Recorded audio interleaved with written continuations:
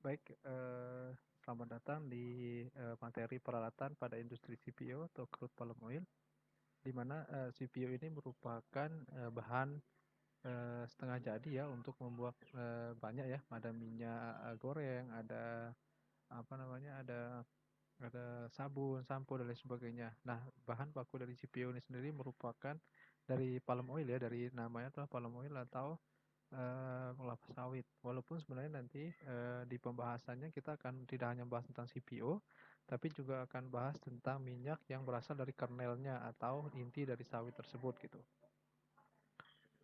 Sebelum kita membahas tentang peralatan tersebut, peralatan digunakan di industri pembuatan CPU, kita akan lihat dulu kelapa sawit itu seperti apa. Jadi seperti yang dilihat di bagian gambar tersebut, di sebelah kanannya adalah apa ya, ini ya, kelapa sawit secara utuh gitu, satu bonggol besar gitu. Nah, yang apa namanya, sawit yang akan diambil minyak itu adalah bagian-bagian kecilnya itu atau berondolan-berondolannya ya, bisa dilihat di sebelah kiri. Di sebelah kiri ini ada beberapa ini ya, beberapa bagian di buah sawit itu seperti yang pertama. Nah, di situ yang paling ada atas namanya exocrab. Exocrab itu lapisan paling atas gitu ya. Kemudian nanti ada namanya mesocrab yang di bagian tengah. Nah, di mesocrab ini biasanya CPO itu terbentuk ya, minyaknya bisa diambil dari sini. Kemudian ada cangkang untuk kernelnya. Cangkang untuk kernel itu yaitu sorry, ada endocrab dulu, lapisan sebelum cangkang. Kemudian cangkang dari ininya, cangkang dari sawit, cangkang inti ya. Kemudian ada kernel atau intinya. Nah, ini kernelnya juga bisa dibuat menjadi bahan-bahan lain seperti bahan kosmetik, bahan apa namanya, obat-obatan dan sebagainya. Kita lihat sekarang diagram pembuatan CPU dari buah sawit sendiri. Pertama adalah namanya TBS atau tandan buah sawit segar. Ini yang tadi ya. Kemudian ada masuk ke stasiun timbangan. Nanti di sini ada timbang seberapa berat jumlahnya sehingga nanti bisa dilihat apa neraca masanya. Selanjutnya ada stasiun loading RAM namanya atau penampungan sementara TBS sebelum masuk ke stasiun sterilizer. Ini masuk ke stasiun sterilizer atau perebusan, dilakukan perebusan supaya terjadi perengkahan-perengkahan dari buah tersebut sehingga nanti ketika akan diambil itu mudah ya, minyaknya diperas itu enak banget. Kemudian ada namanya stasiun rail track atau pemindahan lori ke jalur rel. Jadi di situ nanti akan dilakukan pemindahan anu ya, lori ya. Lori itu adalah ini kayak apa namanya gerbong keretanya. Cuma di sini untuk industri itu namanya lori kecil kayak. Nanti di sini akan dilakukan pemindahan untuk dimasukkan ke stasiun tracer atau pemisahan buah dengan tandan. Jadi nanti dipisahkan di situ. Selanjutnya akan dipres ya di stasiun press sehingga nanti didapatkan eh, CPU kemudian dapatkan kernel juga gitu. Baik, untuk selanjutnya nanti setelah dipres dia dapat masuk ke stasiun klarifikasi, perhatikan dulu sebelah kiri, dilakukan pemurnian minyak sehingga nanti dapatkan CPU utuh. Sedangkan untuk kernelnya sendiri adalah masuk ke pengolahan biji kernelnya. Selanjutnya terakhir ditampung ya, storage kernel atau penyimpan kernelnya. Nanti baru didistribusikan ke pabrik-pabrik yang menggunakan kernel oil sebagai bahan bakunya. Nah, sekarang kita lihat yang pertama untuk stasiun penerimaan buah. Itu di sini ada jembatan timbang, tadi ada stasiun timbangan ya untuk stasiun penerimaan buah. Bentuk timbangnya sangat besar seperti ini, jadi dia bentuknya kayak jalan seperti itu. Nah, di sini ada indikasi ya, jadi ketika kedua truk ini naik itu bukan kedua ya, satu persatu bisa truk naik. Kemudian nanti di situ akan ditimbang berat, ada brutonya tentu berat ininya, berat eh, kendaraannya dan berat isinya gitu ya.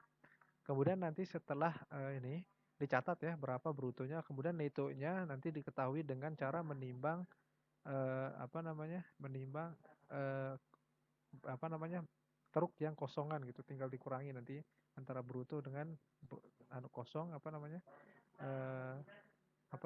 truk kosong, kemudian diketahui berapa jumlah buah yang masuk seperti itu. Di sini ada mereknya itu kalau biasanya pakai Every namanya.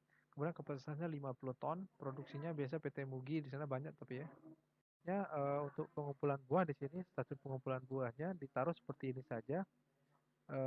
digunakan ini fungsinya sebagai tempat penampungan atau penuangan TBS yang dibawa oleh truk tadi. Kemudian sebagai tempat kendali mutu untuk TBS yang dikirim oleh kebun. Jadi di sini nanti akan dilihat bagus apa tidak, makanya dia akan disortir ya. Ada yang misalkan rusak itu nanti dibuang. Kemudian sebagai tempat penilaian terhadap TBS yang dikirim oleh kebun, ya bisa di sini kita bisa nilai ya, apakah bagus apa tidak. Makanya nanti setelah itu baru diketahui apa treatmentnya selanjutnya gitu ya. Selanjutnya untuk mengetahui apakah TBS yang dikirim oleh divisi atau kebun sesuai dengan kriteria matang panen yang telah ditetapkan, sama saja ya kualitasnya seperti itu. Selanjutnya ada stasiun loading rem. Nah ini loading rem ini seperti pintu ya, pintu dari tadi ya antara tempat penampungan dan lorinya seperti itu. Dia akan masuk ke lori. Perhatikan di sebelah kanan atas di sini bentuknya seperti ini. Dia ada apa namanya? Ada beberapa sekat-sekat gitu ya, pintu kecil. Nanti dia akan dibuka berdasarkan beberapa apa ya? Berdasarkan kapasitas dari lori ini. Jadi tidak bisa ditinggikan, bisa dikurangi anunya, turun naik ya, turun naik sehingga nanti di lori ini akan penuh seperti itu. Selanjutnya lori. Nah, ini lori itu adalah apa namanya? eh, mirip dengan ini ya, mirip dengan gerbong kereta cuma kecil gitu. Di bawahnya juga dia pakai rel gitu ya. Nah, seperti ini digunakan untuk mengangkut buah tadi ya, buah kelapa sawit segar tadi menuju ke stasiun selanjutnya seperti itu. Lori sendiri itu jumlah lori itu banyak, Pak. Kadang ada yang 160 dan lain sebagainya ya.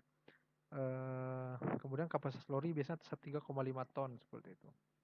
Selanjutnya nanti akan digerakkan oleh motor biasanya ya.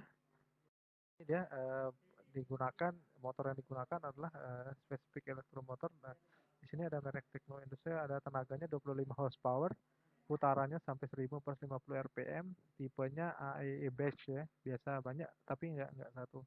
Tapi ini adalah motor yang digunakan untuk menggerakkan lori. Ada transfer carriage. Nah, ini transfer carriage ini digunakan untuk memindahkan lori dari rel satu ke rel lain. Ini tergantung, misalkan contohnya dari stasiun selanjutnya itu misalkan membutuhkan lori misalkan sekitar 3 buah seperti ini ya. Nah, ini bisa dipisahkan dari gerombolan lori tadi ya. Jadi bisa diatur-atur di rel mana mereka akan ditempatkan. Ya, bisa digunakan juga hidrolik, biasanya digunakan hidrolik untuk memindahkannya seperti itu. Namanya transfer carriage. Selanjutnya masuk setelah tadi ya, masuk ke stasiun perebusan. Di stasiun perebusannya ada namanya sterilizer, di mana sterilizer ini merupakan suatu ketel tempat perebusan TBS yang bentuk bejana ya, bentuknya bundar silinder dengan tipe horizontal. Pada bagian luar sterilizer ini dilapisi dengan rock wool dan aluminium sebagai penahan panasnya karena sangat panas ya, dan bentuknya adalah silinder, yaitu sehingga dapat menahan tekanan dari dalam ya, dari perebusan tersebut seperti itu. Kalau diperhatikan apa namanya, bagian sterilizer ini digambar satu dimensinya di sini. eh, Pertama di sini ada apa ya? Ada masukan steam gitu ya. Untuk pemanasannya gitu kita ada masukan steam, inlet valve masuk ke pemanasan melewati valve ya, atau eh, keran gitu ya, masuk ke dalam steam, atau steam itu ini apa namanya? eh Apa sih namanya? Steam itu adalah uap gitu ya, uap air biasanya digunakan seperti itu. Masuk ke sterilizer, kemudian di situ ada safety valve. Safety valve itu gunanya bagus ya. Di sini kalau misalkan tekanannya terlalu tinggi, maka safety valve-nya akan terbuka secara otomatis untuk mengurangi tekanan di dalam sterilizer. Kalau tidak, kalau ini mati nanti akan meledak seperti itu. Kemudian setelah dilakukan pemanasan nanti ada hasilnya kondensat valve gitu ya. Ada kondensat masuk keluar dari kondensat valve, kemudian ada deaerasi seperti itu. Untuk exhaust valve ini itu adalah ini ya, keluar uapnya keluar di sini seperti itu. Begini cara kerjanya. Masuk ke stasiun rail track namanya. Rail track itu seperti ini, dia apa namanya, pengumpulan lori-lori ya. Dia lori-lori seperti itu dikumpulkan di sini. Ini ada stasiun rail track seperti itu. Nah, ini kumpulan dari ini, maksudnya itu adalah tempat pengumpulan utama ya dari lori-lori yang mengisi TBS tadi atau dengan buah segar tersebut gitu. Terus kemudian ada hosting crane. Setelah direbus, ini akan dipindahkan ya menggunakan crane atau dia bisa diangkat ya. Ini berfungsi sebagai untuk mengangkat TBS ya atau tandan sorry bukan TBS atau ini adalah TBR, di mana TBR itu tandan buah yang direbus gitu ya, yang berada dalam rori yang telah keluar dari sterilizer tadi. Dia akan diangkat dan berputar yang digerakkan oleh tenaga komputer ini akan diangkat ke stasiun selanjutnya seperti itu ya, menggunakan crane. Selanjutnya dia akan masuk ke stasiun bantingan atau thresher. Fungsinya sebagai alat untuk melepas buah dari janjangan yang telah rebus TBR dengan cara membanting dalam thresher yang punya kisi-kisi sebagai tempat pemisahan antara fruit dengan tandan kosong. Nah, di sini dia dipisahkan gitu ya. Di sini akan diambil gerondolan-gerondolan butiran-butiran tadi ya. Kelapa sawit dipisahkan dari dari tandan buah segarnya atau TBS-nya atau cangkangnya gitu ya. Di sini akan berputar ya caranya, lihat gambar tersebut, dia akan berputar, dengan berputarnya maka terjadi impact ya atau tekanan impact dari tandan buah segar tadi ya, tandan buah rebus tadi ya, sehingga nanti bulir-bulirnya akan lepas seperti itu. Dia akan berputar roll gitu ya seperti itu.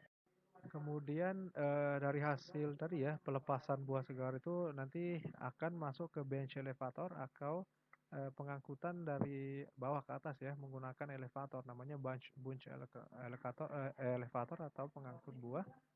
Bench elevator terdiri dari dua buah rantai panjang dan besi bulat, di tengahnya dirangkai secara horizontal terhadap rantai tersebut sebagai pembawa janjang untuk dibawa. Jadi di sini ada ini ya, ada kayak perhatikan yang sebelah kanan atas. Di sini ada sekat-sekat gitu, ada baffle-baffle gitu di sini yang akan menahan gerondolan-gerondolan dari buah tersebut dan dia akan dinaikkan ke atas seperti itu. Selanjutnya akan masuk ke double thresher, di mana double thresher ini adalah alat yang digunakan untuk membantu melepaskan fruit yang masih melekat pada jenjangan dengan cara membanting ulang jenjangan dalam double thresher dengan RPM yang berbeda. Jenjangan akan dijatuhkan ke IBC namanya atau incline empty bunch conveyor menuju ke pembuangan.